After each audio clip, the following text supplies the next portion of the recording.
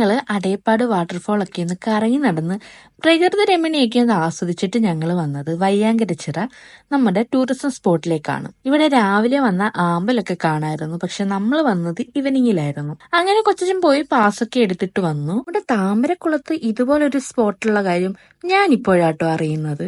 വാവച്ചിയാണ് ഞങ്ങളെ ഇങ്ങോട്ട് കൊണ്ടുവന്നത്. വീക്കെൻഡ് ആയതുകൊണ്ടാണോ എന്നറിയില്ല, അത്യാവശ്യം നല്ല തിരക്കൊക്കെ ഉണ്ടായിരുന്നു. പിന്നെ ട്വിസ്റ്റ് ഇവിടെയാണ്. നിമിഷത്തിൽ എന്തിനും പറയാൻ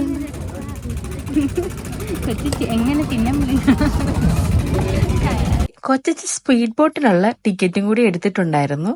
കൊച്ചു ഓൺ ദ സ്പോട്ടിലാണ് അറിഞ്ഞത്. അതുകൊണ്ട് അവൾക്ക് നിലവിളിക്കാനുള്ള ഗ്യാപ്പ് കിട്ടിയില്ല.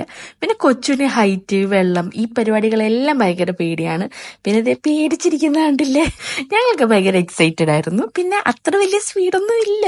അധികമാരും ശ്രദ്ധിക്കപ്പെടാതെ പോയ ഒരു ടൂറിസ്റ്റ് സ്പോട്ടായിട്ട് എനിക്കിത് ഫീൽ ചെയ്യുന്നുണ്ട്. എനിക്കൊന്ന് റീസെന്റ് എന്തോ ആണ് ഇത് ഓപ്പൺ ആയിട്ടുള്ളത്. ഇവിടുത്തെ എൻട്രി ഫീസ് 20 റുപ്പീസ്. പിന്നെ കയാക്കിംഗ്, ബോട്ടിംഗ്, കൊട്ടവഞ്ചി അങ്ങനെയുള്ള പരിപാടികളൊക്കെ ഉണ്ട്.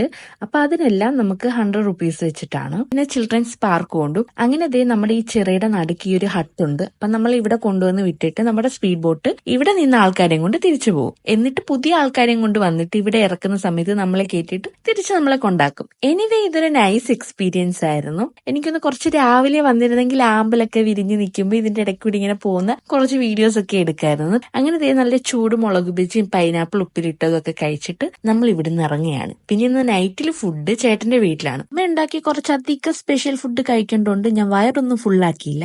അങ്ങനെ ഇതേ വീട്ടിൽ ഞങ്ങൾ എല്ലാവരും കൂടി വന്നിട്ട് ഇതേ പപ്പയുടെ അമ്മയുടെ വെഡിങ് ആൽബം ഒക്കെ ഇങ്ങനെ കണ്ടിരുന്നു. അത് കഴിഞ്ഞിട്ട് ഞങ്ങൾ എല്ലാവരും കൂടെ ഫുഡൊക്കെ കഴിച്ച് പിരിഞ്ഞു.